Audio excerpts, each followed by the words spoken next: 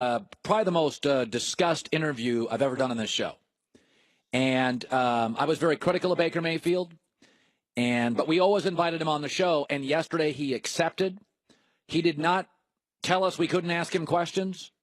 I told him before, I said, fire right back at me, but I'm going to ask you everything, and I'm going to say everything, or mostly everything I talked about before he came on the show.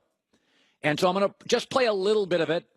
A lot of people want to hear it and see it live, and if you couldn't, we're going to make it look almost live. So he was in studio, and one of the first things I asked him is, we went back and forth on this stuff. I said, what did you take away from all the public criticism of you leading up to the draft? That you really don't know me at all. I think you hear the big headlines, which is, what people get paid to do, is write whatever to grab people's attention. Yeah. So there's no digging, there's no actual research to it. It was kind of funny to see some of the stuff, not just by you, but by a lot of people. Right. But let's get to the stuff I don't like. Sidelines, grabbing stuff, whizzing footballs. Come on, you're going to be a franchise quarterback. What are you grabbing stuff that? Why? What's going through your mind when you do that during games? Have you played football past high school? I quarterbacked, and I sucked. Past high school? Well, no, not past high school. Football is a violent, competitive game. Yeah. That's the way it was always meant to be played. Yeah. You're supposed to play it with an edge. You're actually trying to impose your will on the other person to win. Right. There's things that come with it. No, my mistakes are not things that need to be a franchise quarterback. But within football, there's a lot of trash talk, a lot of stuff that is not, been made aware to everybody. Like what? I mean, there's stuff that's said on the field that you can't repeat, no matter where you're at. Philip Rivers is a trash talker, yeah, big time. But some of my stuff, there was mistakes, but I've definitely learned from it. I wasn't a franchise quarterback then. I'm hoping to be one in the future, and I can learn from my mistakes and do that. All right, got two pieces of video. First one's a football video, and I saw this, and I'm like, oh, Baker. You're playing Ohio State. I watched every snap. You were, gloriously talented guy, right? And then I see this play right here. Now watch this, Baker, and you throw a touchdown, and instead of, and I don't like this. I'm going to tell you right now, how come you're not, what? Where are you going? Where are you going over there? Our band is over there. Our student section's right there, and then straight back to our sideline. What about your teammates? Did you watch the rest of the game? I watched the whole game. You did? So you saw me celebrate with my teammates like the 3 touchdowns before that, too? I don't like that. Oh, okay. Yeah. You pulled the one clip of me running right there to our fans and people that traveled well to that game, first of all. And then you didn't show the rest of me going to our sideline? No. You have to go to the sideline. You're not going to go to a hospital. Well, where are you going to go after the touchdown? You're not going to go. Well, you're acting like I just ran away from everybody. Well, you did, but then you came back and circled to the sideline. This is a 5-second clip of yours showing me, and then I'm off the screen right there? I'd like you to be with your teammates. Watch the rest of the game. I was. All right.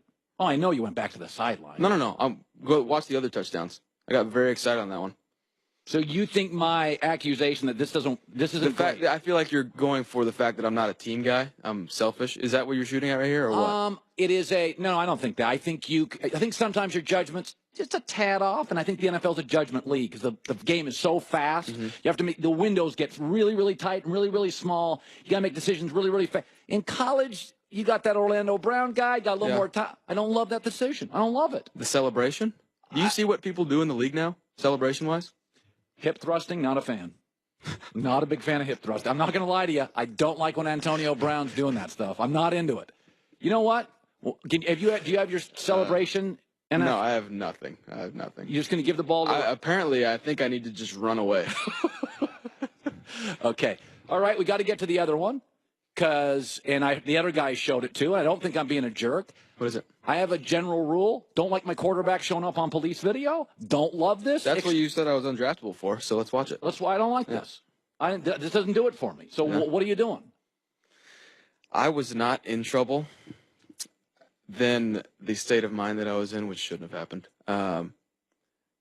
they started asking me questions. I watched somebody get just absolutely socked right in the face. Okay. And so I was answering questions. So you were in an area where something bad happened? Yeah. Was never directly in trouble, but then when they were asking me questions, for some reason, I thought I was in trouble and decided to try. I wouldn't say it's a runaway because that's not real good speed right there. But when you look at that now, Are you embarrassed? Are you mad? Absolutely. There's so much regret about that because if I didn't run, there would have been Nobody nothing cares. ever. No, ever. You wouldn't have said that I was undraftable, and then nobody would probably have been questioning me about being the next dropout of football. So, no, there's a lot of regret to it, but at the same time, that was a rude awakening to responsibility and accountability for me. That a lesson that was harshly learned. Yeah, I could have learned it over time, but that was just very eye-opening for me. By the way, that's the best answer you've given me in 10 minutes, by far. Embarrassed, learned a lot. That's what I want to hear. I'm a general manager. That's the best 30 seconds in your interview right there. That's what grown-ups say. Yeah, I appreciate That makes me like you more. That's like, okay, if you come out. Now we're moving somewhere. Did teams confront you on this stuff? Oh, absolutely. Absolutely. Give me an example. Not going to go into naming teams, but there were teams that said, what kind of guy are we getting? Are we getting another Johnny? Or are we getting a guy that's not going to learn from his mistakes? I mean, you think about it, they're investing a lot of money. Time. Yeah, exactly. And so I was expecting that, but to be able to actually sit down and talk to them, that's what I was waiting for. Instead of them just seeing headlines and assuming something, to actually be able to talk to them, that was the benefit of it. My gut feeling is you're going to succeed overwhelmingly based on neck up. All these combine things, it's all about neck down. The marginal size stuff? Well, I mean, you're 6'1". I mean, I'm 6'1.5", $194. Now, you're a bigger, thicker kid than me, but we're about the same size. Historically, the numbers say 6'3" and up are your Hall of Famers. Is that an unfair? No, that's fair. I told you, by the way. But today's game is different than Hall of Famers. How? It's faster. It's not nearly as physical. You see more teams reverting to some of the screen game. You watch the Eagles and you watch the Chiefs. You watch the Rams play. There's a lot of what do you call it? RPOs. Right. You have options on your run plays to throw the ball. You're trying to make a defense wrong by numbers. It's not just your typical call play, smash mouth football. It's just different. So you don't need a guy that's 6'5" to sit behind in the pocket and sit there every down and throw. You need somebody that's going to be able to manage the team, make those guys around him better. It doesn't matter the size. When it comes to that, all of that's out the window. And just be able to get a W. By the way, Cleveland, and this is not a cheap shot, there's been a lot of dysfunction. They drafted a lot of dudes, had a lot of GMs, and a lot of coaches. Are you concerned at all about that? I have no concerns about it being dysfunctional because it's not. I've watched the way Elliott Wolf and John Dorsey interact with everybody, our coaches, and in the Haslam family. It's not dysfunctional at all. And until you step foot in that building, you can have whatever opinion you want. We know what we have in there, and that's all that matters. We're going to stay true to that, and we're going to go to work. My thoughts on that 6 minutes of tape, and LeBron talks about the Cavs draft pick. Next. If you've ever showered, brushed your teeth, or combed your hair, and we're rooting for you to do all three on a daily basis, Dollar Shave Club is a great place to go because they've got everything. They got the calming body cleanser, toothpaste, hair gel, shampoo. Right now, for $5, you can join the club. $5. It's the essential starter kit from Dollar Shave Club. They'll give you the body cleanser. I use it. Shave butter. Unbelievable. I use it. Best shave butter on the market. No question. And their best razor, the 6-blade executive. Then you keep the blades coming, a few more bucks a month. Add in the shampoo, add in the toothpaste, anything you need. Right now, $5 get you in the door, and that's all they're asking. Because once you're in, you're not leaving it. This is not a nightclub. You're in, you hang, you leave.